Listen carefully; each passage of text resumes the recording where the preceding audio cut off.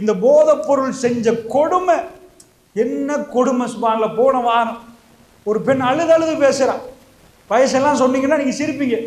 எவ்வளோண்டு சில விஷயங்கள் மூடலாக சொல்லணும். மானம் யாரையும் பற்றி இதாக்கலான்னு நான் சிலது சொல்கிறது என்னென்னா, இது எங்கள் சமூகத்தில் அழுவுறா, நிறைய விஷயங்கள் இது பண்ணுறா. அதாவது அவருக்கு ரொம்ப வயசு. அப்போ எனக்கு ஒரு டாக்டர் கால் பண்ணிட்டு தான் இதை கொஞ்சம் நீங்கள் சால்வ் பண்ணி வைங்கன்னு எனக்கு இது பண்ணியிருந்தாரு.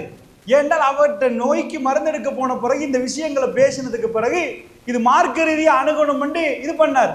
என்னன்னு கேட்டா, நான் வயசை மட்டும் சொல்றேன். பாப்பாக்கு 61, மகனுக்கு 34. பாப்பா மகனை தப்பான வழியில ஈடுபடுத்திட்டு அதை போய் உம்மாட்ட சொல்லியிருக்கிறார். அவன் என்கிட்ட எதுக்கு கேட்கிறான்டா, அதாவது டிவோர்ஸ் பண்றதுக்குரிய விஷயம் கேட்கிறான். எதுக்கு உங்களுக்கு சொல்றேன், ஒரு நல்ல சும்மா இருக்கிற ஒரு ஆள் இப்படி செய்ய மாட்டார். போதைப் பொருளுக்கு அடிமையானா மகனும் விளங்காது, மகளும் விளங்காது. அவருக்கு அடிமையான பிறகு நான் யாரோட என்ன பேசுறேன்னு தெரியாது. எந்த அளவுக்கு இந்த பிரச்சனைகள் போகுதுன்னா அல்லாஹ்வுடைய நல்லடியார்களே. அதனால் இதை எப்படி ஒழிக்கலாம் என்று கேட்டா, இளைஞர்களை நாம் நல்வழிப்படுத்தினால் இதை அவர்களே தடுப்பாங்க. போதைப் பொருளை ஒழிக்கிறதுக்கு போதைக்கு அடிமையாகிற இளைஞர்களை காப்பாத்தினா ஒன்று நின்றும். அவங்களே நம்ம பயன்படுத்தினோன்னு வைங்க, அந்த அதாவது பாதிக்கப்படுற இளைஞர்கள் இவங்க காப்பாத்திட்டு வந்துடுவாங்க. இங்க டேர்னிங் பாயிண்ட் இளைஞர்கள் தான். அப்ப இளைஞர்கள்னா நம்ம நல்லா வளர்த்து விட்ட உடனே நல்லவங்களா மாறுவாங்கன்னா, ஆமா, நல்லா வளர்த்து விட்டால் இன்ஷா அல்லாஹ் அவர்கள் நல்வழியில் பயணிப்பாங்க. ஆனா நல்ல வளர்ப்புண்டா 10 வயசு வரைக்கும் வளர்க்கறது இல்லை, 14 வயசு வரைக்கும் வளர்க்கறது இல்லை. இந்த பேரண்டிங்கை பத்தி சைக்காலஜி பேசுற நேரம், அதாவது டீனேஜ் ஆகின உடனே அதுக்கு முன்னாடி 70% பேரண்டிங்வாங்க. 70%. அந்த வயசு 13 ஆனதுக்கு பிறகு 30% தான் மாறிடும். அது உம்மா வாப்பா நடக்கிறதெல்லாம் மாறிடும். 70% கண்டிப்பா நடக்கணும், 30% ஃப்ரெண்டா நடக்கணும்னுவாங்க. டீனேஜ் ஆன உடனே இந்த 13, 14, 15 டீன் சத்தம் கேட்குது பாருங்க. அந்த மாதிரி ஆன உடனே தாய் தகப்பன் ஃப்ரெண்டா 70%, 30% கண்டிப்பா நடக்கணும். அதை மாற்றி அமைச்சேன்னா ஓடிடுவாங்க வீட்டிலேருந்து. அதுக்கு மேலே கட்டுப்பட மாட்டாங்க. அப்போ இதை மாறணும், ஃப்ரெண்டாக மாறணும். இப்படி ஒரு இது சொல்லி தருவாங்க. சரிப்பா, ஒரு உம்மா இவ்வளோ தூரம் வளர்த்துட்டாங்க, இப்போ சமூகத்துக்கு அனுப்பின உடனே அவர் கெட்ட வழியில் போனால் என்ன செய்யறது? நல்லா புரிஞ்சுக்கோங்க. ஒரு தாய் தகப்பனுடைய வேலை அவங்கள 10 வயசு வரைக்கும் வளர்க்கறது இல்லை. அதுக்கு பிறகு அவர்களுக்கு நல்ல நண்பர்களை தெரிவு செய்கிறதும் வளர்ப்புல உள்ளது. நல்லா புரிஞ்சுக்கொள்ளணும். சில உம்மாமார்கள் என்ன செய்கிறாங்கன்னா, அதாவது பிள்ளைகளை வளர்க்குற நேரம் ஃப்ரெண்டே தேவையில்லை, ஃப்ரெண்டு இல்லாட்டி அவன் மனநோயாளி ஆயிடுவான். உங்களுக்கு அப்படித்தான் எனக்குதா. சாப்பாடு எவ்வளோ தேவையோ, நம்ம எப்படி தூங்குறத தேவையோ, அதே மாதிரி நட்பும் நமக்கு தேவை. நமக்கு தேவை, அது கட்டாயம்.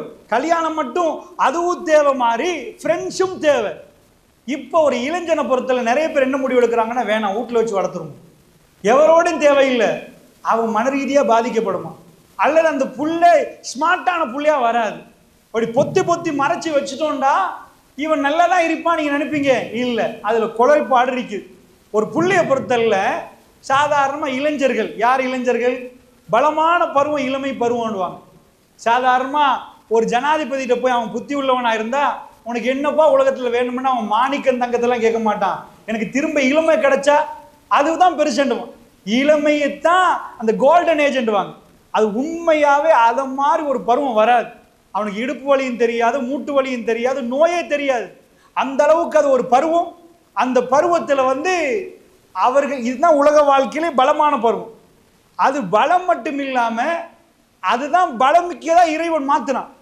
சாதாரண இளைஞர் ரோட்டில் போனால் 5 பேர் போவாங்க, 8 பேர் போவாங்க.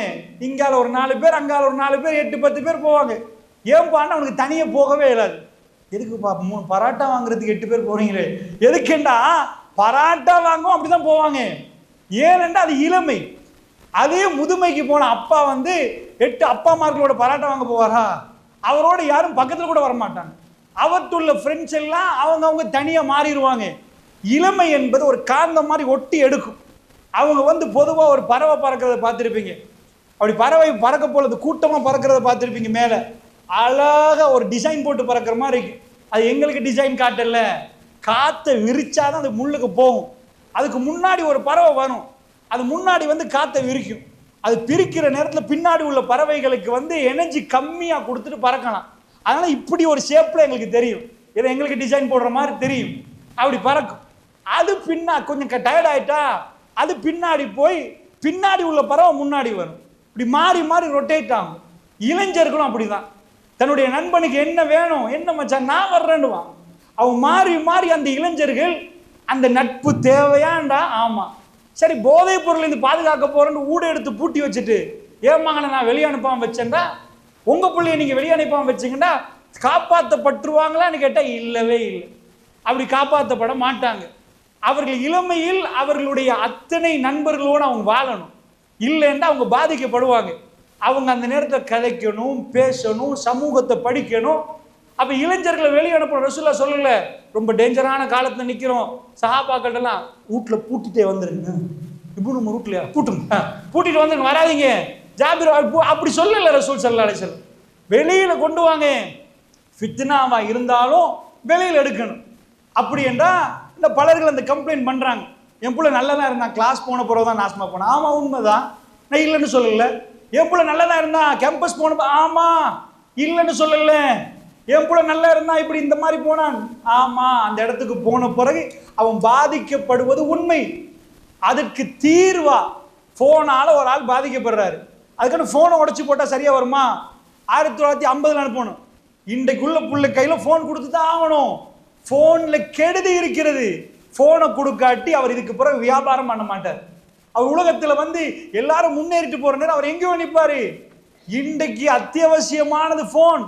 ஃபோனால் ஏற்படுற விளைவு உண்மை. அதுக்கு ஃபோனை உடைச்சி அவனுக்கு ஃபோன் தர மாட்டேன்னு சொல்லலாது. ஃபோனால் ஏற்படுற விளைவுலேருந்து அவரை பாதுகாக்கணும். கத்தி இருக்குது, வீட்டில் குத்தலாம் கோவம் வந்தா, அதுக்கு கத்தியே வாங்க மாட்டேன்டா, பாப்பாவை கோவம் வந்து குத்தி போட்டாருண்டா, வேணாம் கோவம் வரும் தான், அதனால கத்தி வாங்கணும், அப்பதான் வீட்டில் சமைக்கலாம். அதனால நல்லா புரிஞ்சுக்கோங்க, இளைஞர்களை பொறுத்தளவுல அவர்களை பாதுகாக்கிறோன்னு வீட்டில் வைக்கல. அப்ப என்ன பண்ணலாம் அப்படின்னா, இந்த இளைஞர்களை பற்றி ரசூல் ஸல்லல்லாஹு அலைஹி வஸல்லம் அழகா சொல்றாங்க. தாய் தகப்பன் இந்த கட்டாயமா இந்த ஃபர்ஸ்ட் பங்களிப்பு, பள்ளிவாசலுக்கு நான் வர்றேன், அதுக்கு முன்னாடி ஃபர்ஸ்ட் பங்களிப்பு பிள்ளைகளுக்கு அவங்களுக்குரிய நண்பர்களை நாம் தேடி வைக்கணும். ரசூல் ஸல்லல்லாஹு அலைஹி சொல்றாங்க, ஷேக் அல்பானி அவர்கள் ஹசனாக்குறார்கள் இந்த செய்தியை. அதாவது என்னன்னா, அர்ரஜுலு அலா தீனி ஹலீலி. ரசூலுல்லாஹ் சொல்றாங்க, ஒரு மனுஷன் அவன் நண்பனின் மார்க்கத்தில் தான் இருப்பான். ஒரு ஆளை நீங்கள் பார்த்துறீங்க, உங்கள் மகனை, அவன் ஃப்ரெண்டை பார்க்குறீங்க, யார்ப்பா ஃப்ரெண்ட்? ஒரு வகையாக கொண்டையை வெட்டிட்டானா, நீங்கள் புரிய வேண்டியதான். உங்கள் மகன் அவனோட பழகுறான்டா என்ன அர்த்தம்? கொஞ்ச நாள் அதை மாதிரி ஆக போகிறான். இன்றைக்கு கொண்டையில் கையை வைப்பான், நாளைக்கு ட்ரௌசரில் கையை வைப்பான், நாளண்டைக்கு வாயில் வச்சிருவான். இதான் நடக்கும். ஏன்னா அவன் வந்து பின்தொடர்ற ஆள், அவன் தலையை பார்த்தாலே விளங்கிரும் இது ஒரு வகையான ஒரு ஆள். அவன் அந்த தலையை பார்த்தா விளங்கும் அவன் எப்படிப்பட்ட ஆளுண்டு. அவன் என்னென்னமோ பேர் சொல்லுவான். அந்த கதாநாயகன் லெவல் இவன்கிட்ட வரும். இப்போ கொண்டையில் வந்துட்டா நாளைக்கு ஷூல வரும், நாளண்டைக்கு அவன் சப்புறதெல்லாம் சப்புவான், துப்புறதை துப்புவான், அவன் பழக்க வழக்கத்தெல்லாம் உள்ளுக்கு எடுத்துருவான். இதை நீங்க பார்க்கணும் கவனமா. உங்க புள்ளைய ரசூலுல்லாஹ் சொல்றாங்க, அர்ரஜுலு அலா தீனி ஹலீலி. ஒரு மனுஷன் அவனுடைய நண்பனின் மார்க்கத்தின் தான் நிற்கிறான். அவன் மனுஷன், அதாவது ஒரு இளைஞன் அவன் நண்பன் எப்படி இருக்கிறான் அப்படி பார்த்துக்கோங்க. ரசூலுல்லாஹ் சொல்றாங்க, ஃபல் யன்துர் அஹதுக்கும், ஒருவர் என்ன பண்ணட்டும், மையுஹால், யாரோட தோளுமை கொள்வது என்று கவனித்துக் கொள்ளட்டும் என்றாங்க. யாரோட ஃப்ரெண்ட்ஷிப் வைக்கிறது. இன்றைக்கு ஃப்ரெண்ட்ஷிப் வைக்கிறதெல்லாம் கணக்கிலே இல்லை, வராது. யாரோட ஃப்ரெண்டாக இருந்தா என்ன, ஒன்று இப்படி தடுக்கிறீங்க. அந்த ஃப்ரெண்ட்ஷிப்பை போய், அதாவது ஒரு பையனை வந்து ஃப்ரெண்ட்ஸாக மாறுற டைமில் அதை எப்படி நிப்பாட்டுறது? அவன் கல்புல விருப்பம் பண்ணால் அவன் பேசுவான். அப்படி என்றால் சகோதரர்களை, தாய்மார்களே, என்ன செய்யணும்? ஃப்ரெண்ட்ஸை ஒரு இடத்துல தேர்ந்தெடுக்கணும். ஃபோட்டோ பார்த்தெல்லாம் ஃப்ரெண்ட்ஸ் தேர்ந்தெடுக்க மாட்டாங்க. பரவாயில்ல, நண்பன் நல்ல நண்பன், பரவாயில்ல, இவர் மாதிரி ஒருத்தர் எடுப்போம் பாருங்கதா. அது ஃபேஸ்புக்கில் ஃபோட்டோ பார்த்து எடுக்கிறானோ தெரியாது. பொதுவாக அப்படிலாம் இல்லை, கல்புக்கு பிடிச்சிருக்கும், அவன் சேர்ந்துருவாங்க. இளைஞர்களை பொறுத்தெல்லாம் அப்படிதான். அவங்க சேர்ந்துட்டாங்கண்டா மெல்ல மெல்ல அழிவை நோக்கி போகிறாங்க. பெருமாள் இதோடு நிப்பாட்டினார்களா? இல்லை. எவ்வளோ அழகாக விவரிக்கிறாங்க. இந்த மார்க்கத்துக்குள்ள ஒரு மனுஷன் நுழைஞ்சிட்டான்டா சகல எல்லா இடத்துலையும் அவன் பாதுகாக்கப்படுறான். எல்லா பெரிய மண்டை உடைக்கிற பிரச்சனைக்கும் இந்த மார்க்கம் பாதுகாப்பு கொடுக்கிறது. ரசூலுல்லாஹ் சொல்றாங்க, ஒரு அத்தார் வியாபாரி, என்ன அருமையான ஒரு உவமை, சுப்ஹானல்லாஹ். அத்தார் வியாபாரி, நல்ல நண்பனுக்கு உதாரணம் என்ன? அத்தர் வியாபாரி என்றாங்க. அவர் அத்தார் இவருக்கு பூசி விட தேவையில்லை, இவர் பூசி வச்சு வித்துட்டு இருப்பாரு. அவர் மனம் அவர் மேல வரும், பக்கத்தில் வர்றவன் மேல படும். அவன் நல்ல நண்பனா இருந்தா அவன் பண்ற ஜிக்ரு உனக்கு தானா வரும். அவன் பள்ளிக்கு போறனால நீ தானா போவ. அதே மாதிரி கெட்ட நண்பனுக்கு உதாரணம் ஒரு பட்டறை என்றாங்க ரசூல் ஸல்லல்லாஹு அலைஹி வஸல்லம். இரும்பு பட்டறைக்கு அங்க போய் அவன் இரும்பு அப்படி அடிக்கிற நேரம் தெரிக்கும், இரும்பு மனம் வரும், அங்கேருந்து நெருப்பு தெரிக்கும். நீ போய் இரும்பு வேலை செய்ய தேவையில்ல, அந்த இரும்பு உனக்கு தெரிச்சு உனக்கு அந்த வாசம் வந்துடும், அதுல இந்த பாதிப்பு வந்துடும். அவனோட நான் ஒன்றும் பண்ணலையேம்மா, நான் அவனோட சும்மா தான் நின்றேன், நான் ஸ்மோக் பண்ணலையேம்மா, ஸ்மோக் பண்ணாத, அவன் பண்றது உனக்கு வந்துடும், நீ ஒன்றும் பண்ண வேண்டிய தேவையில்லை. அந்த பக்கத்தில் நிற்பதே நீ கெட்டு போவதற்குரிய அடையாளம். அல்லாஹ்வுடைய நல்லடியார்களே, இளைஞர்கள் இதுல போற நேரம் எத்தனை தாய்மார்கள் தலை போடுறீங்க? எப்படி தலை போடுறீங்க? அடாவடித்தனம் பண்ணி இல்ல, இளைஞர்களே அப்படி பாதுகாக்க இயலாது. அதாவது அவங்களோட சண்டை பிடிச்சி இல்ல, ஃப்ரெண்ட்ஸாக தான் அவங்க செய்யணும். நல்லா புரிஞ்சுக்கோங்க. நீங்க மூளை இருக்கு பாருங்க, இதில் இந்த முன்னாடி துண்டு ப்ரீஃப்ரண்டல் கோர்டெக்ஸ் இருக்குது. பொதுவாக இளைஞர்களுக்கு 25 வயசு வரைக்கும் அது வளரலன்னு தான் விஞ்ஞானம் சொல்லுது. இதுதான் எங்க பிரெயின் உள்ள மெயின் கண்ட்ரோல் பார்ட். இது வளர்ந்த அந்த ப்ரீஃப்ரண்டல் கோர்டெக்ஸ் முன்னாடி துண்டு, இதுல தான் தப்பு பண்ணுவாங்க, எல்லாமே பண்ணுவாங்க. அல்லாஹ் குர்ஆன்ல சொல்றானே, அதாவது தப்பு பண்ணக்கூடிய முன்னேற்ற ரோமங்கள் என்றான்ல, இந்த முன்னாடி பகுதி இது எல்லாருக்கும் பிளாங்கா தான் இருக்கு. இதுக்கு ஒரு ஸ்கேன் இருக்கு, எங்க நாட்டில் இல்லாது, நீங்க இதுல போய் பார்க்கலாம். பெட் ஸ்கேன் ஒரு ஸ்கேன் இருக்கு. இந்த ஸ்கேன்ல பார்த்துட்டாங்கன்னா இது வளர்ந்திருக்குதா இல்லைன்னு வாங்க.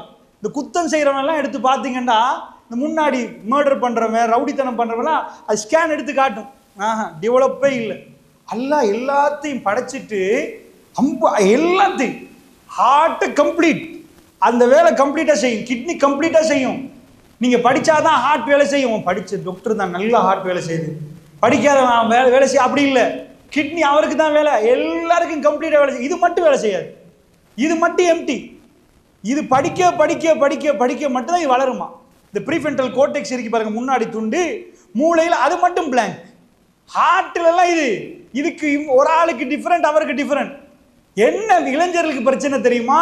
ஸ்மார்ட்டா இருப்பாங்க, ஆனா 25 வரைக்கும் அது ஃபுல்லா வளராதனால உணர்ச்சி வசப்பட்டுருவாங்க.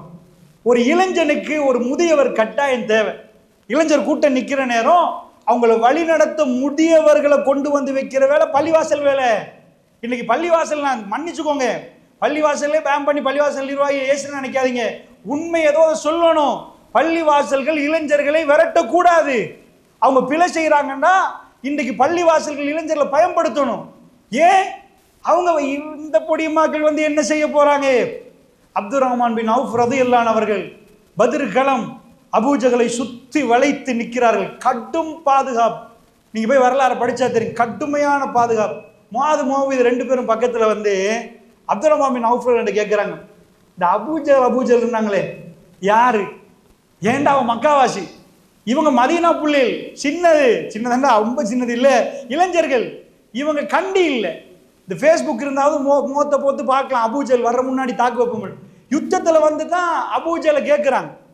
அப்ப இவர் என்ன நினைச்சாரு? சைஸ பாரு, அபூஜலே தெரியாது, அபூஜலை கேட்குறீங்க, என்ன பண்ண போறீங்கன்னு கேட்கல இவர். அதான் அவன் தான்றாரு. விளங்குது? பத்ர் களம் என்பது முன்னாடி ஃபைட், விளங்குதா? முன்னாடி ஃபைட் அங்க தெரியுது. ஆனா பலத்த பாதுகாப்பு. என்ன வரலாறு சொல்லுது? அபூஜகல் காலி. கொண்டவங்க யாரு? இந்த நான தம்பி சகோதரர்கள் அஃப்ரா.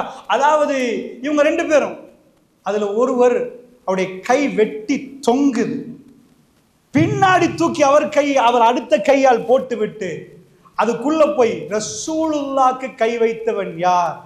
நான் எதுக்கு உங்களுக்கு சொல்ல வரேன்டா, இளைஞர்கள் அபூஜகளை காலி பண்ணினது வயோதிபர் அல்ல. அபூஜகல் என்ற அந்த கயவன் பெருமானாருக்கு ஏற்படுத்திய அந்த பாதிப்புகள் இந்த இளைஞர்கள் முன்னாடி வந்தாங்க. அப்ப இளைஞர்கள், அந்த இளைஞர்கள் எடுக்க வேண்டிய இடங்களுக்கு இளைஞர்களை அந்த பங்களிப்புகள் செலுத்த வேண்டிய இடத்துக்கு வந்திருக்கிறாங்க.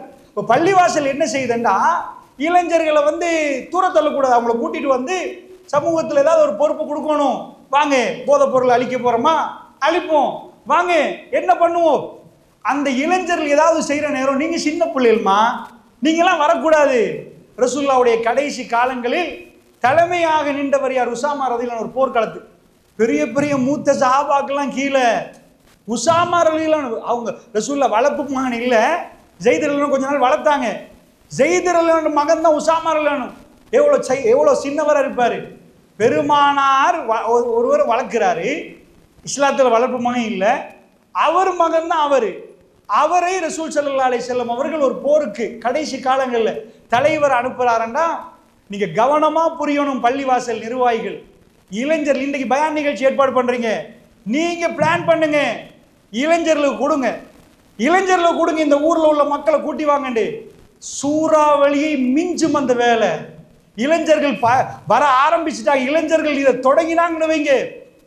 ஒரு பள்ளிவாசல், அந்த பள்ளிவாசல்ல புத்தளத்தில் நான் ஒரு நிகழ்ச்சி நுரைச்சோலை பகுதியில் செஞ்சுட்டு சாதாரண அறிவிப்பு, ஆனால் பெரிய பள்ளிவாசல், புத்தளம் பெரிய பள்ளிவாசல்ல இது போதைப் பொருள் சம்பந்தமாக தான் நிகழ்ச்சி இது பண்ணாங்க. எனக்கும் தெரியாது, வாகனம் வந்த போனேன். பள்ளியில் போய் உட்கார்ந்துருக்கிறேன். புத்தளம் பெரிய பள்ளிவாசல், அந்த பள்ளிவாசல் ரொம்ப பெருசு, பழங்காலத்து பள்ளி.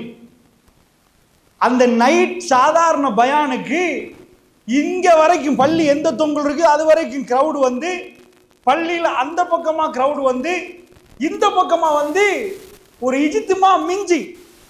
எனக்கு தெரியும் எந்த தலைப்புக்கு மனுஷர் வருவாங்க. இந்த மரண சிந்தனைன்னு போட்டால் வார கிரவுட் போதை பொருளுக்கு வராது, அது கொஞ்சம் குறைவாக தான் வரும். நான் என்ன அந்த தலைப்பு கேட்ப மக்கள் புரிஞ்சு கொள்வாங்க. ஆனால் நான் என்ன புரிஞ்சு கொண்டேன்டா, அந்த இளைஞர்களை கூப்பிட்டு சொன்னேன்.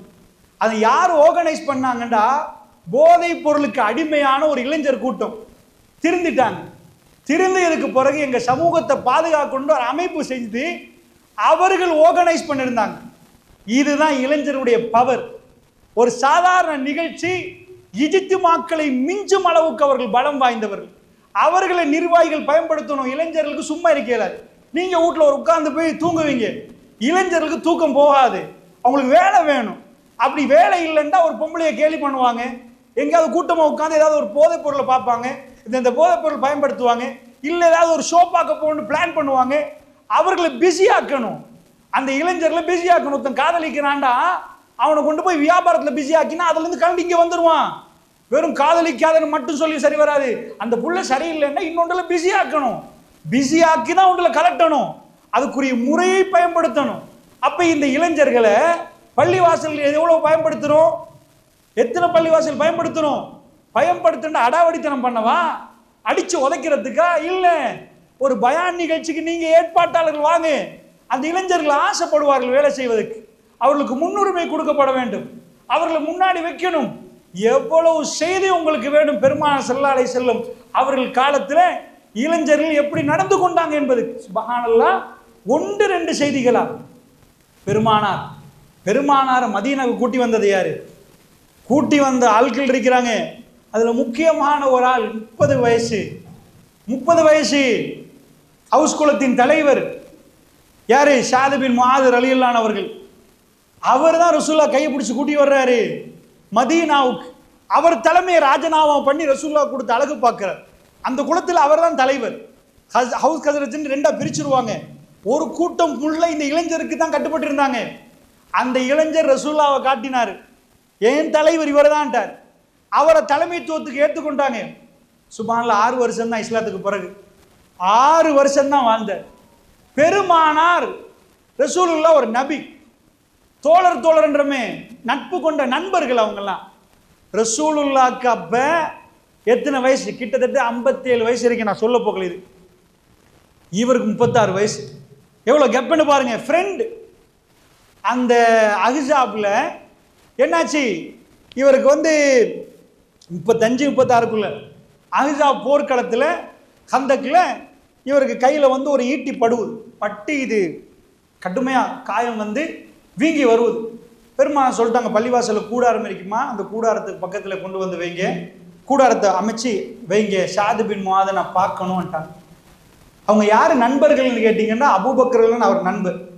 இன்னும் இவ்வளோ பெரிய கெப்ல இவருக்கு அவர் நண்பரா? அதுதான் இஸ்லாம். தகுதி இருந்தால் கொடுங்க, உங்க முதுமையை வச்சு நீங்க வழி நடத்துங்க, அவங்களுக்கு அந்த பொசிஷனை கொடுக்கணும். அவர் அந்த அதுல அவர் எவ்வளவு ஆர்வம் அவர் சொல்ற அந்த துவா சுப்ஹானல்லாஹ்.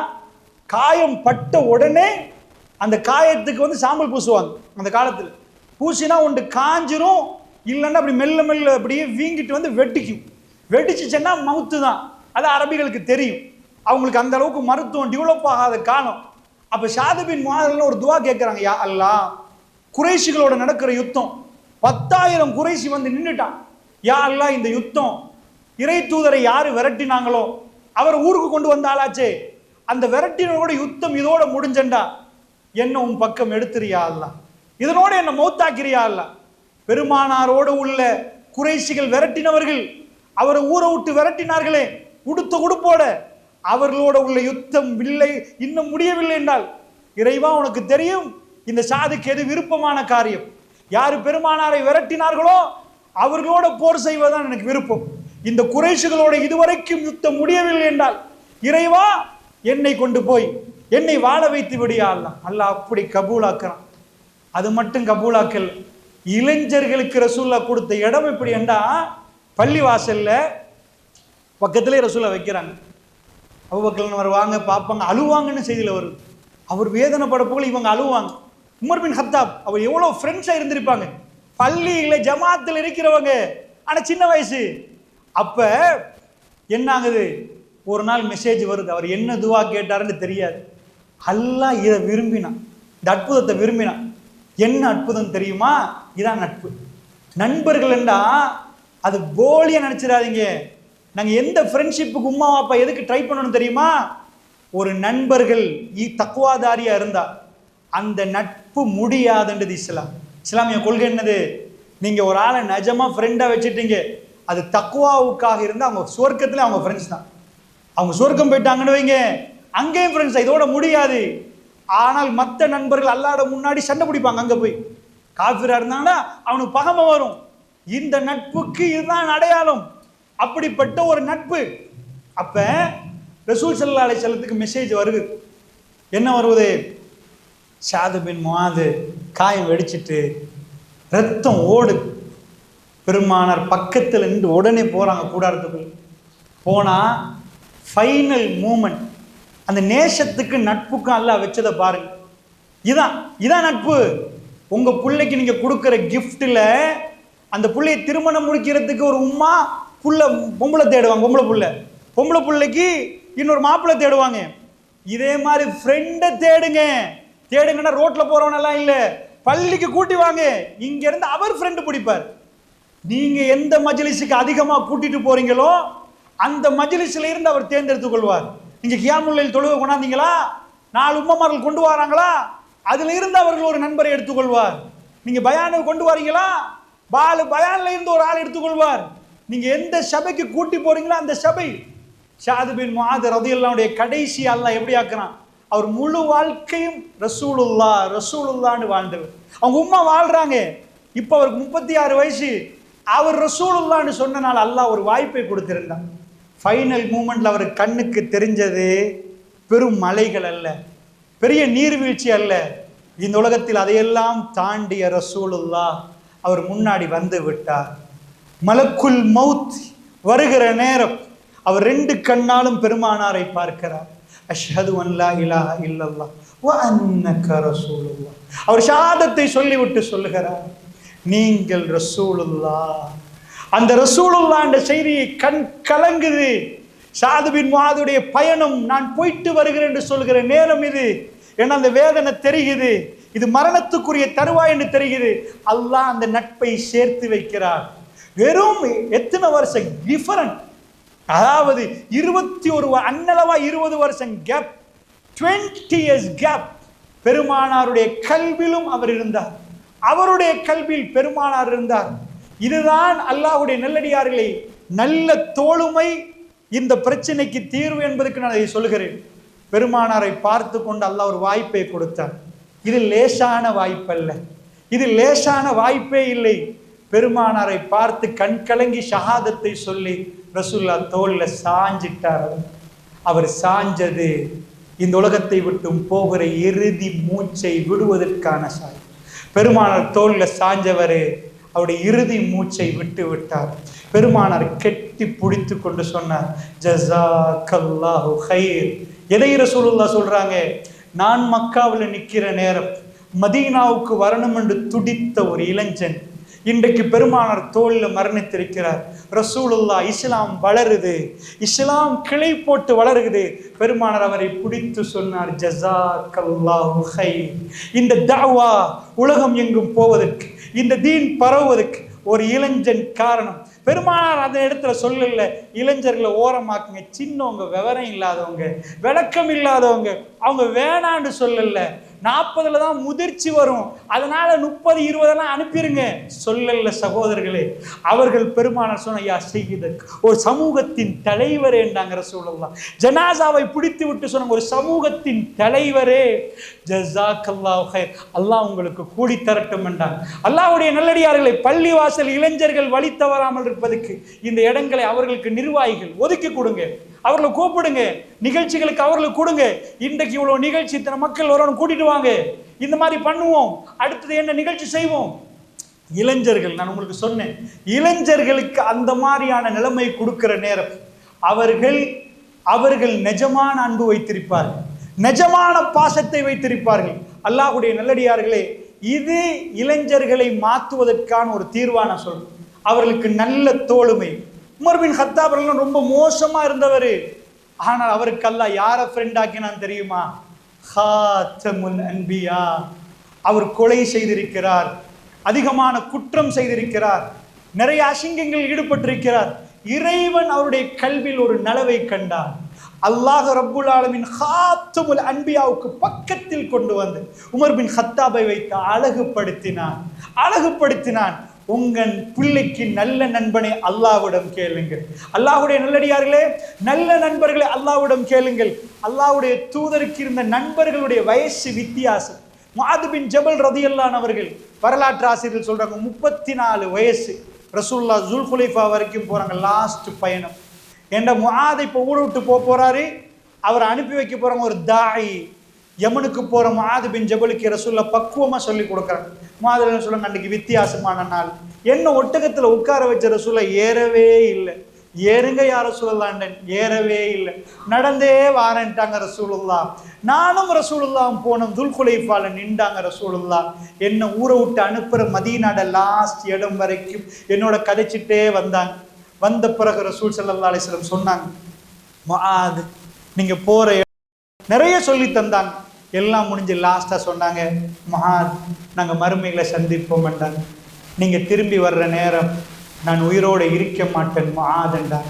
அவர் சொன்னார், வல்லாஹி ரசூலுல்லாஹ் என்னை விட்டு பிரிந்து போகிறார், அவர் பாலைவனத்தில் மறைந்து போகிற வரைக்கும் யா ரசூலுல்லாஹ் என்ன சொல்லிட்டு போறீங்க? என்னால் தாங்க முடியல. நான் ரசூலுல்லாஹ்வை பார்த்துட்டு இருந்தேன். வரலாறுல அவருடைய வயசு அந்த நேரத்தில் நான் பார்த்தேன், ஒரு 34, 35க்குள்ள அந்த அளவு வயசு. ரசூலுல்லாஹ்க்கு எவ்வளவு வயசு? ரசூலுல்லாஹ் நட்பு வைத்தவர்கள் யார்? யாருக்கு பொறுப்பு கொடுத்து அனுப்புறாங்க?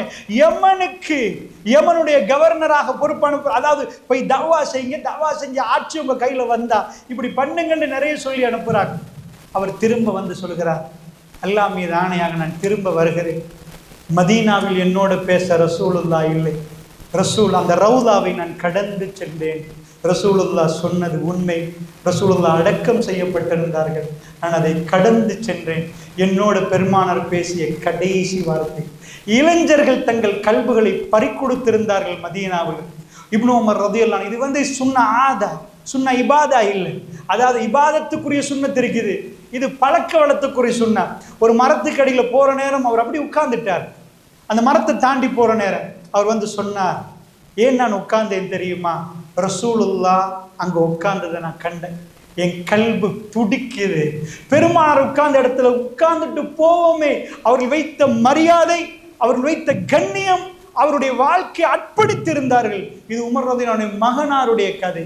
அல்லாஹ்வுடைய நல்லடியார்களே, அதனால் நன்றாக புரியுங்க. எந்த தோளுமைக்கு நம்ம பிள்ளைகளை அனுப்புறோம், அந்த பிள்ளைகளை நம்ம பள்ளிவாசலை உருவாக்கி அவர்களுக்கு வேலை கொடுத்தோம்னா அவர்கள் ஜாயிண்ட் ஆகுவார்கள். எதுக்கப்பா? நல்ல பணிகளுக்கு அவரை பயன்படுத்துங்க, தீனுடைய பணிக்கு பயன்படுத்துங்க. பள்ளிவாசல் என்பது தொழுகை, பயான் மட்டுமே, எவ்வளவோ பணிகள் இருக்கிறது. இந்த ஏழைகளை பார்க்கணும், அனாதைகளை கணக்கெடுக்கணும், அவர்களுக்கு என்ன பண்ணணும் என்று ஒரு முறை பார்க்கணும், ஊர்ல என்ன பிரச்சனை என்பதை தேடணும், அதற்கான தீர்வுகள் கொடுக்கப்படணும். ஏன் பிள்ளைகள் படிக்கிறார்கள் இல்லை, என்ன பிரச்சனை, அந்தந்த ஊருக்கு தீர்வுகள் கொடுக்கப்பட வேண்டும். ரசூலுல்லாஹ்வுடைய ஆட்சி அப்படிப்பட்ட ஆட்சி. சுப்ஹானல்லாஹ், தீர்வுகள் மிக நுணுக்கமான தீர்வுகள் கொடுக்கப்பட்டது.